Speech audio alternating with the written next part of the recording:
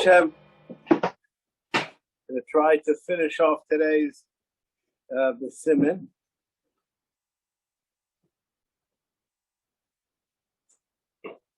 We're over here. We were discussing on the bottom we're in Kuf Nun Vav at the end of the Siman, the long Mishnah Berurah over here.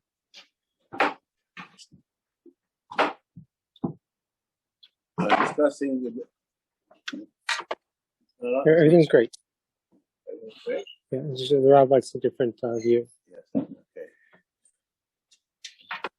Okay. We discussed over here Netira Zvado is lifnei Hashem mikochet shiaso adam. Shenem zvado. Shalelecho v'lishtoi derech soilo v'sovea. V'mei hanayus. I would like to share with you, I have a cousin of mine who is a quasi-Chassidish Rebbe. He's a quasi-Litvak, a quasi-Chassid. And very interesting, cynical fellow. And he has many fascinating things to say. He told me once, a balabas of his came over to him and said, I signed myself up together with my wife to go on a cruise. And the food is blood kosher, as probably the advertisement would say, 84 kitchens with Mexican, Chinese, and the other restaurants, 4 swimming pools, with a choice of the ocean if you'd like to, I guess, I don't know, whatever. And they said, is there anything wrong with going on such a cruise? What would you say? You could say something wise. You could say, I never did that. You could say that. Oh, yeah? Okay. So he said to the man, he said, did you daven this morning? So the man obviously said yes. And he said, did you wear tefillin this morning? So he said yes. So he said, I'd like to share with you something. I don't know if people ever heard of this tefillin. Here we put on our tefillin. Let's say as follows.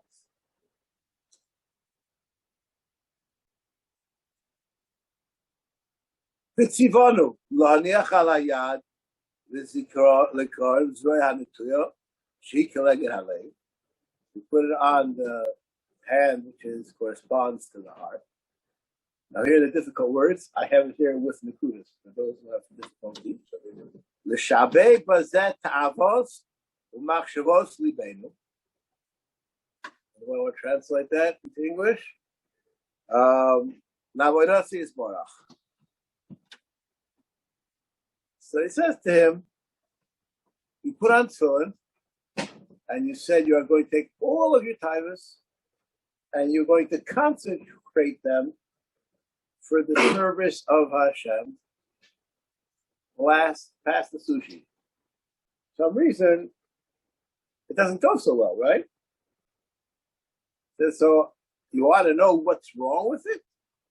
Don't know if anything's wrong with it, but you're going in the wrong way. Okay? That's statement number 1. Now, I would like to quote a Tshuva Nigras Moshe, which is fascinating. If I would like to say the difference between myself and a Moshe Feinstein, that would be an insult to him. So we'll leave that part alone. I'll just say as follows. He was asked the following question. And I want to know, Al Pi Halacha, is anything wrong with taking drugs? Just the question was asked. Anything wrong with taking drugs? Depends what you use it for. Feel good. Feel good? What? Nothing wrong? No, definitely wrong. If you're just doing it to feel good. A second. And why do people drink schnapps? Feel bad? Yeah. Yeah? Today's not using kittens and Shabbos. Uh-huh. That's interesting. That's interesting. Is that why schnapps is mutter only for Kiddush, huh? But never has any bourbon or scotch passed your lips on a Tuesday afternoon. Okay, that's a wonderful thought. Anyways, so he says it's before Shana Torah that it's awesome. Where is it before Shana Torah that's awesome? There's a parsha of Ben Sarah Moira. What does it say about the Ben Sarah Moira? He has an expensive habit. What? It says that too. But what does it say? Why is he going to be molested as Abrius? Because he has to support his habit. Drugs are expensive. And you get hooked on drugs, invariably, it will bring you to a situation, a crossroads at least, of perhaps stealing, embezzling, all kinds of delicate words we could use to describe what people do in order to create capital to support their habits.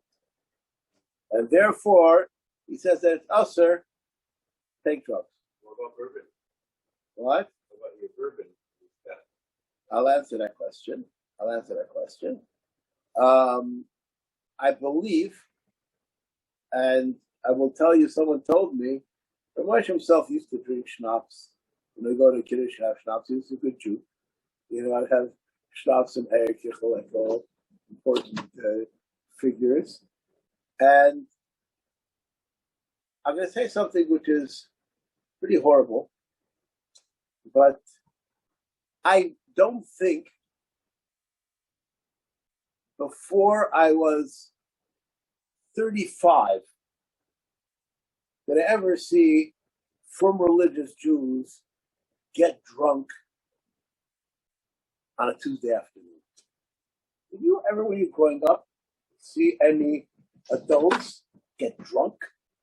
There were a couple of people in the neighborhood. What? No, I'm talking about on a non. no. All right. No, it's the question you asked to me is ludicrous. What are you talking about? People drink schnapps and they don't get drunk. They get drunk, but the people former people should get drunk on. It didn't exist. Now you tell me no, it's not true. I googled it and I found 4 people in the year of 1994 that I'm not. It's a lie. There were people in the neighborhood who were drunk. What thing? Society. I know the people in the neighborhood that don't get nothing. There are all kinds of people out there. Society at large did not have normal functioning people that were drunk. Period. Lo haya. Unfortunately, I don't know if I can say lo miyeh, but that was the fact. And I don't think that Moshe Feinstein had to address, and what about bourbon? He would have said, and what about bourbon? That's what he would have said. You would ask him, what does that have to do with it? A habit that people are going to be drinking day in and day out? 10 years ago, there was no such thing as going to Chasna and finding a bottle of wine on every table. Here in America, it's 30 years ago. At your wedding, were there any bottles of wine on the table? I do. There weren't. I don't There weren't. Oh, yeah. Probably not. No, it's a story, yeah. Okay. Anyways, so that's my answer to your question about bourbon. I don't think it crossed your Moshe's mind, and I'm happy for that. What? That what? Who's best friends? I want to tell you something. First of all, what was going on? What did people drink? Wine. Wine was. Here we have a Frenchman, right? Wine is a regular beverage. It's a staple. It's a regular food, Yeah. right? There weren't. That wasn't the normal thing for them to get drunk. Wasn't the normal thing for them to get. Actually, They would have his food. I'll tell you, wine wasn't so expensive either. Well, they weren't spending $200 for a bottle. That habit wasn't as expensive as it is nowadays. Jews were known as people who did not agree. That was well known. And then my wife told me many years ago she met a false compliment. Someone that married a Jewish person she knew and put the compliment day on and not kept anything. So my wife, for some reason, she asked the lady, why did you want to convert? She said, I came from South America and I went to a Catholic school. And he told me the Jewish husband is the best husband to get. When you come home, you're not going to find him. You're not going to come home drunk. He's not going to hold drunk, and he's not going to beat you. Yes. This is for sure true. Yeah. The statistic, the sadness of this Yetzer Hara is that there are way more Jewish men that marry Goyish women than Jewish women that marry Goyish men. And the reason for this is the Jewish man is sought after by the Goyish woman because he's not drunk and he doesn't beat his wife. And a Goy will never marry a Jewish woman because she's way too difficult to deal with. These are statistical facts, not mine. Okay. I don't know if that should be recorded, but that's not. Because it comes from a statistic. They're not much of. With the Arabs, what? The Arabs men married Jewish women, with the Arab women. Yeah, that's a different. We have a explanation for that too. Anyways, so here it says the Mishnah Berurah. Shelo lecho v'lishtar zel soivel l'soivek b'mei hanairos. A person shouldn't party. Shenemar lesuchol al adam. Rotzolem le'sechel achila shemei v'lidei lishpach dam. He can bring a person to kill. V'hu achila tzareh u'mayra shechayev olav misa. V'av shelachar shal v'yivei naros lo nischayev tar misa al achila kazu. There's a technical loophole for people who have passed the age limit.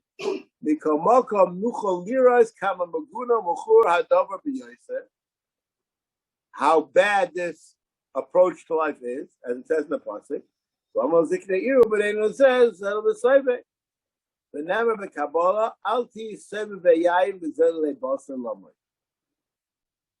Person should not be a party. What's the word? A party. If you don't know, I don't know. All right. Animal. Okay. Right. Okay. Ramban nichol zeh b'mitzvos asay kedoshim tiyu. Val yetzi adam davar miguna mipiv. Okay. Mitzvah shlo lahach shel tom baderech. V'hanu shelo litein lo eitza sheheino hagenes lo. Now, I would like to say over something which I see, and I believe that it comes from a bad place, and people think that it comes from a good place, and that's why I would like to mention it. Somebody asks me how to get from here to Dollar. You know what I'll say? I don't know. They'll say, do you have an idea? So yeah, I have an idea. And they'll say, so why didn't you say that? So that's clearly not the best way. So I don't know. You were asked, want to know the best way to get to Dollar. No. Most people, you'll ask them directions, they'll give you directions.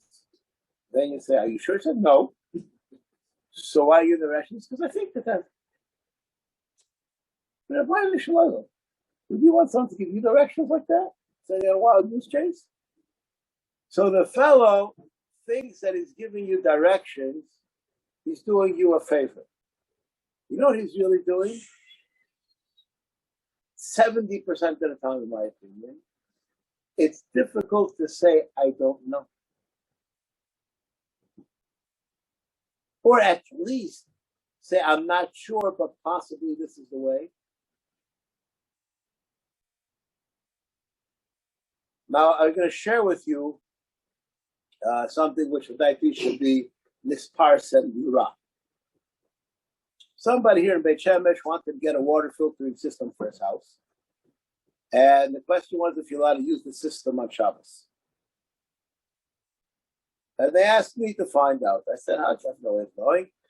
So I said, please find out. So I decided I'm going to call the Mahandes of the company. And I'm going to ask a bunch of questions. And maybe I'll get to the bottom of the barrel. Fine. So I call him and I ask him, how does this work? How does this work? Going through a whole checklist that I made out of that. And then I get to a certain question I asked him. And he answers me. And I said to him, this can't be. He said, why? I said, because I asked you this question before. You answered me like this. And these two systems can't work together. Your silence on the other end. And I just went for the jugular. I said, which one do you know? Which one's the guess? And he was caught off guard and he answered. So I said, but to guess, I could have done without you. And I hung up. How can you trust a guy like that? Yes.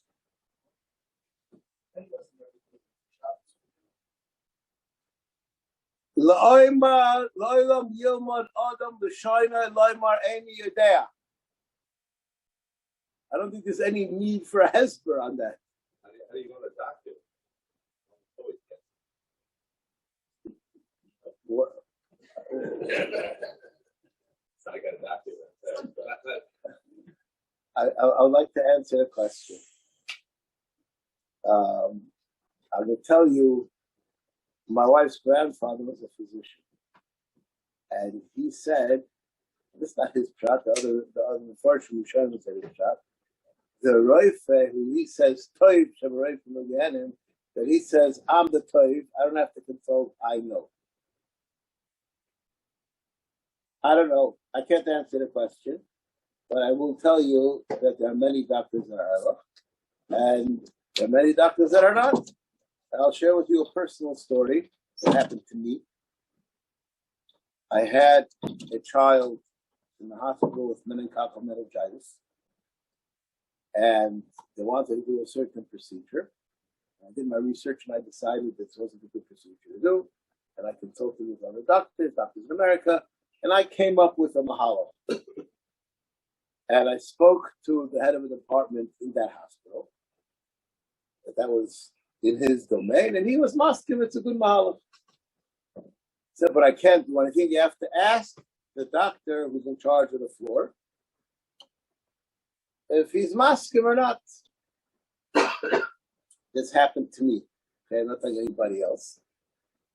So he said, wait when he goes around with the students and ask him then, which was the mistake. Came around with the students, and then I asked him, can I ask you a question? And I said to him, are you familiar with everything it says here in the tick? He says, yes. So I said, you want to do X. I would like to suggest to do Y. Wow, did I get it? Anybody who says to do such a thing doesn't understand anything about medicine. So I went for the jugular. I said, you said you're familiar with everything it says in the tick. This recommendation is written in the tick.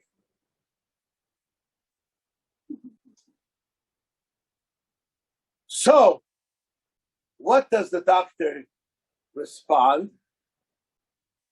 He turns to the students and he says, this is a typical example of a reason why there should be no discussion between the doctors and the patients. And move on. Don't take it personal. Right? You can imagine this happening? Fine. Listen, it's a bloated job for many people. It's not easy to say, they don't know. And that's fine. And you should know. You should know that you can challenge your doctor also. And medicine is not only science. The good doctor has good intuition. And you have to be creative in order to be a good doctor. It's always on a hunch. And I'll just share with you, this is very important you brought this up. I think I lost a member to the shul once because of such a conversation that I had. I will share with you another thing that happened with me. I had sahevet. I had it around Tisha B'Av time, and at Yom Kippur I wasn't sure if I should fast. I spoke to a whole bunch of medical experts, and nobody gave me a clear, definitive answer what to do. So I called a doctor who is a learned man, head of a department, and I said, "What's all this snow about? Why is nobody giving me an answer?" And he laughed at me, and he says, "How could any doctor give you an answer if there is no answer?" So I said, "What do you mean?" He said, "Do you think that there was ever a statistic done on people post-Sahevet after how many months they can fast? Nobody knows." So I said, "So what do they base their answers on?" He says, "Their experience and a good guess." That's the way it works. Is this true or not true? That's the way it works. And it's fine if you know that, walking into it. And there's nothing wrong in every profession. It's like that. But the difference is that in other professions, the client is aware. And in this profession, the client assumes the doctor can support it with hard facts. That's the only difference. And I'm not even saying it's the doctor's fault. The doctor can say that he knows it as a fact. No, that's not an anti-doctor thing. You have to know. You have to know exactly what should be done. Himself in that situation. What was my son? I don't know about the tissue. You want to know what I did? What I did was I got a room in a building that there was a minyan, and I drank beforehand all this bookie stuff, like insurance, all that kind of stuff. And I didn't go downstairs to daven at all. Except for, I think, one Shemona essay or something like that, I went downstairs to daven. I stayed in bed. So we'll see what happens. And everything was fine. I was absolutely fine. In other words, I didn't stay in shul. I didn't stay in shul. So, I didn't. It was fine. I don't think that is a lie. I did the right thing or the wrong thing. But my situation worked out. Anyways, what? My son Baruch Hashem is live and well and has children already. Okay, so he's Baruch Hashem. He's okay. But also, just on that son's situation, my family doctor saved his life. Because when I went to him, he said, taking emergency to emergency room, he has meningitis and haven't been admitted. And I went there, and they said there's nothing wrong with him, take him home. They took him home, and my doctor called me the next day and said, "Did you get admitted?" I said, "No." I said, "What? You didn't get admitted?" And he called the hospital and forced them to admit us. And it was and it's because the doctor called my house the next day. If he wouldn't have called my house the next day, I believed the doctor, right? So, anyway, worked out fine at the end of the day. Anyways, so Shelo lahachshil tam b'derech hayshlo litama eitzer she'eno again it's low. And this has to do with giving all kinds of advice, telling people where to go, or answering their question. You don't really know what their issues are.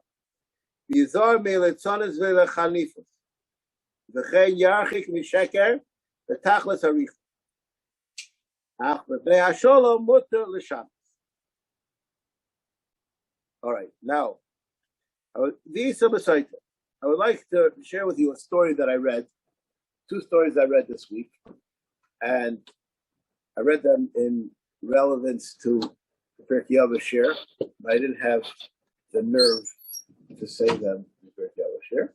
But here we're having a direct discussion about Khalifa. I would like to share with you these two stories. There was a maskil, just a bit of a maskil, who came to Vilna and wanted to speak, and the Chaim Ozer let him speak. And then on his circuit, he went to Brisk and asked the Briskerov to speak, and the Briskerov said no.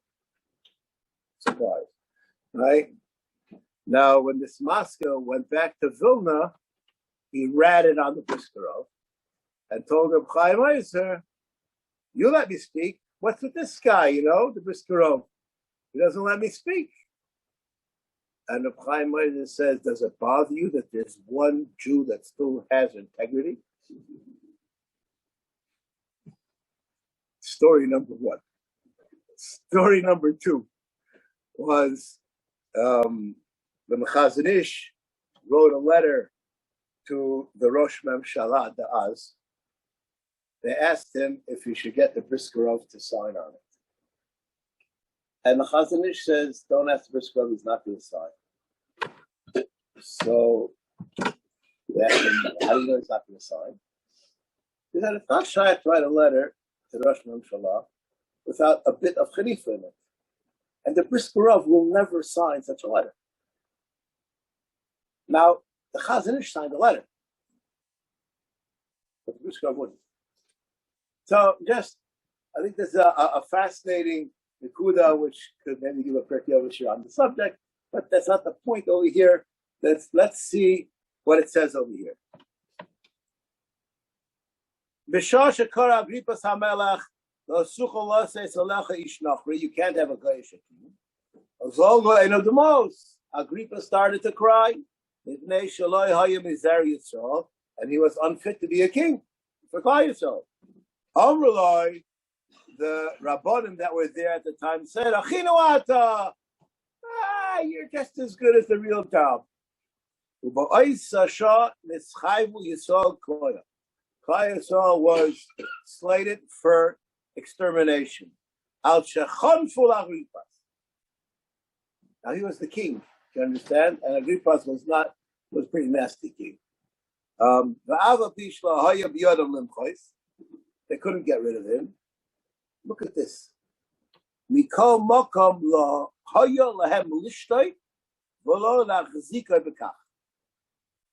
should have been passive. But the fact that they were sympathetic caused Klal Yisrael to need to be exterminated. He's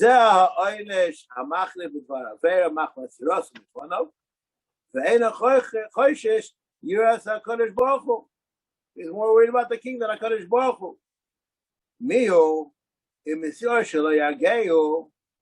If you're afraid he's actually going to kill you on the spot, just like all other Yisurim, if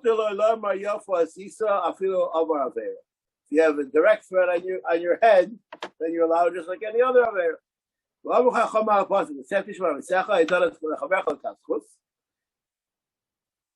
And I say over all the time for Mendel Kaplan, it's fascinating. You see your friend driving on Shabbos. You make out like it's just from a guy, and when there's nobody around, you drive on Shabbos. And I'm going to download capsules. Maybe he's a medical emergency. You blew it. You were done in the kafchoy. Now, when you corrected your attitude, you didn't do tshuva. You still were done in the kafchoy. How do you not fall into the trap? See your brother driving on Shabbos. Say, oh, what happened? Why don't you say about your brother, I knew all along. From the time you were little, you were a rotten kid. How come you don't say the same thing? Because you love your brother. So you love your brother, automatically you have positive thoughts about your brother. That's automatic. So Mendel Kaplan said, you want to be done the Katzchus, you have to work on your Avos Yisrael. Otherwise, you will fall in. No, it could be afterwards you'll readjust, you try to justify your misdeed, but you still fell in. All right. And this is so common for a person to be Choshev B'Ksherim. I'd like to share with you an incident which didn't happen, but it could happen. And I think it's a binyan of for many situations. There's somebody that I know very well is a diabetic. And in the world of medicine, we have made major advancements in treating diabetes. Major advancements. It used to be a mere 15 years ago, every diabetic, if he was a serious diabetic, was pricking himself on Shabbos many times, each time is an issue d'oraisa. It's mutter. I'm not right now, I'm not saying anything wrong, but it's nefesh, it's mutter, but they're still doing an issue d'oraisa. Nowadays, there are all kinds of devices. They have a device which is always inside the body, and it's mishader to like an iPhone. You have it to a watch, whatever, and the person doesn't have to prick himself at all. We just went from Issa D'Oraisa to Issa D'Rabbanan, which is a quantum leap in Shmir Shabbos. So I was discussing with somebody who had this kind of an issue. This fellow has an iPhone that there's no phone in the iPhone. The only reason why he has it is he has the Wi-Fi that's, it's not a phone, it's a device. And imagine if this ever happened. Imagine you would see this guy walking out from behind the shul over here, stuffing an iPhone in his pocket. Kids are never get into that school. What? Kids will never get into school. Okay. Because it was on Shabbos. At any rate, so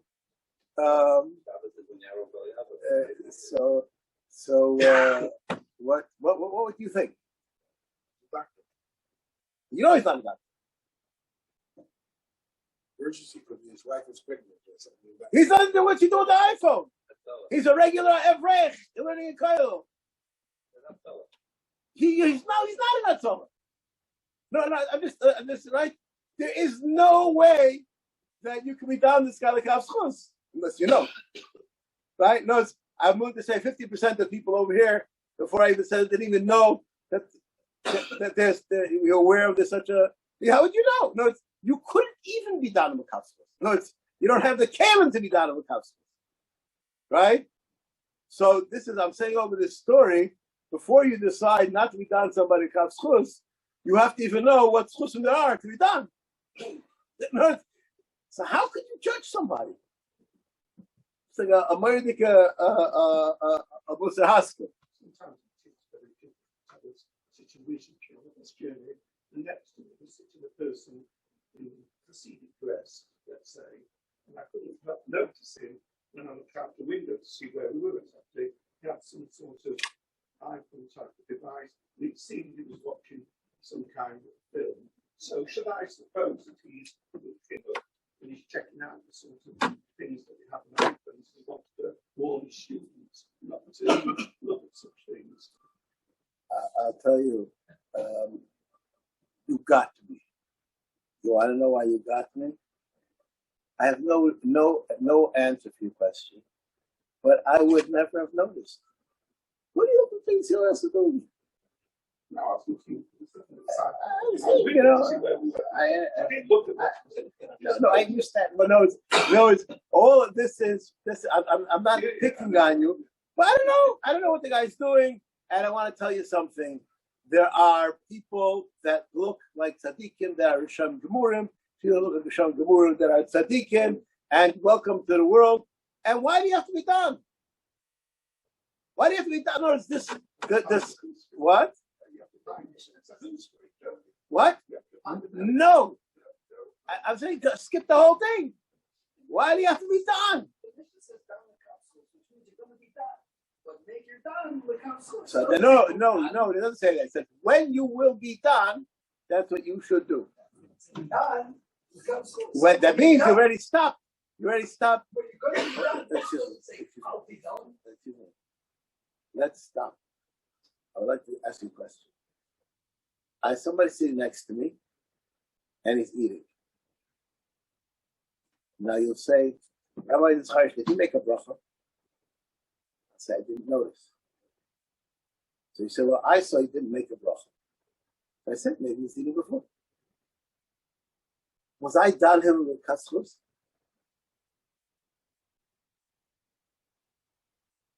I wasn't done him. The done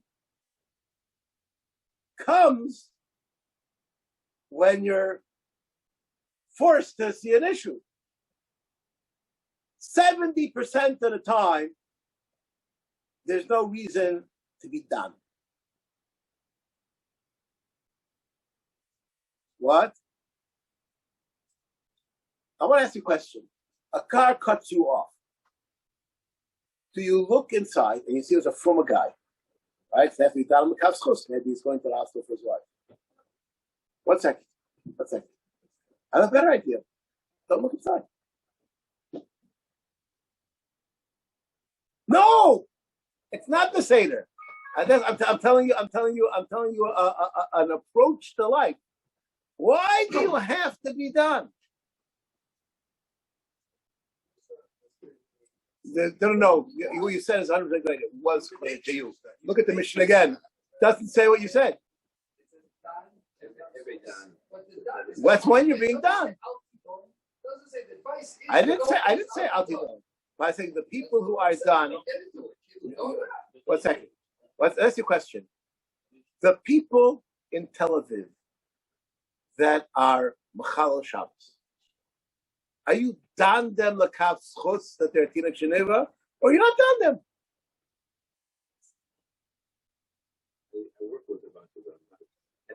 No, 1 second. I didn't ask you. I asked him.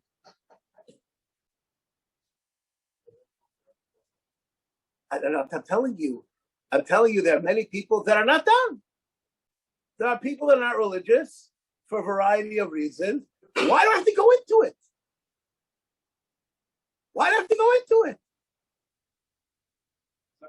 There's another Mishnah. The first Mishnah of Pirkei Avot says Hedor Metunim V'Din. That's the first thing that the rabbis 100%. Right. In other words, avoid doing judgment at all. That doesn't say that either. Okay, and if you have to judge, to judge, yes. But I'm starting at an earlier point. We consider it our job to categorize the world around us.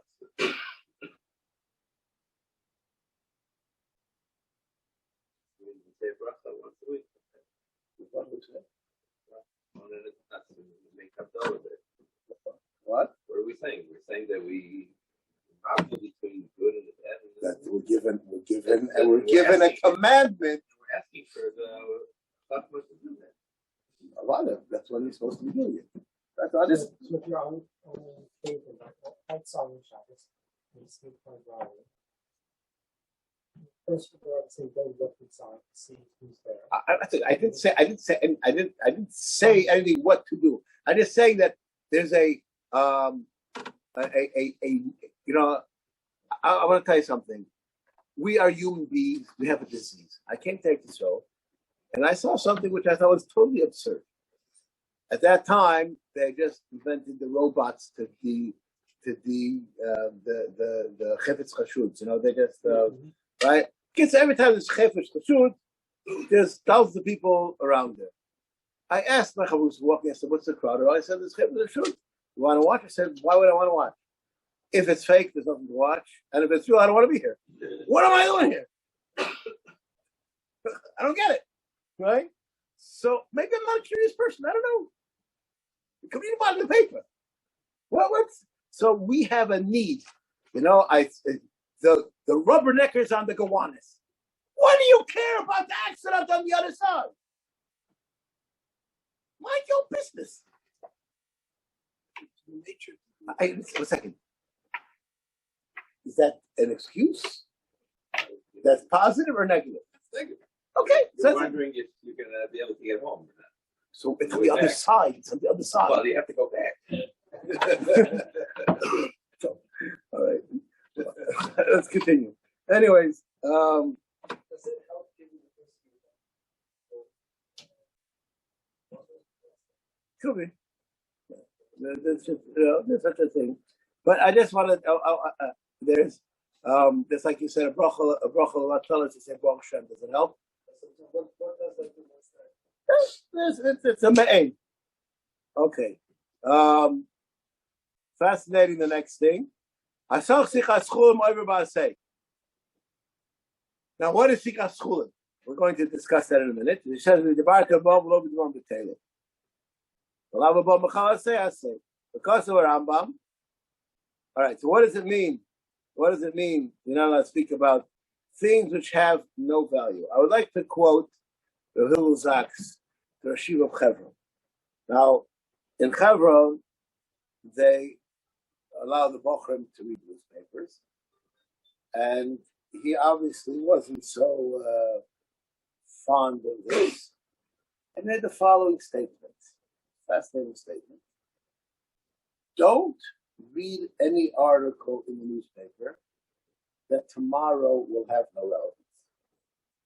That's called a davar shel batel. Now, it's anything which has no shelf life of 24 hours, it's pretty good litmus test that you're wasting your time. Okay? Should be mechubad. Read something that has value. If it doesn't have value, you shouldn't be reading it. That's called bittul zman. I was walking once to shul, and there was a guy reading a newspaper in the staircase. I came back from davening, and it wasn't from Mincha, by the way. I came back from davening, and he was still there reading a different newspaper. And I said, "News? Any news?" He said, "No." Okay. So, anyways, let's continue. A mitzvah to go and go after his midas tovas. All right, and that means to have compassion for others, etc. But a person should learn all the halachas and all the mitzvahs, and especially there are many mitzvahs. There are mitzvahs kediras, and there are mitzvahs of Erol Machavera that are not found and categorized. A person should learn them and be familiar with them. All right. Next week. Next week, 3 weeks.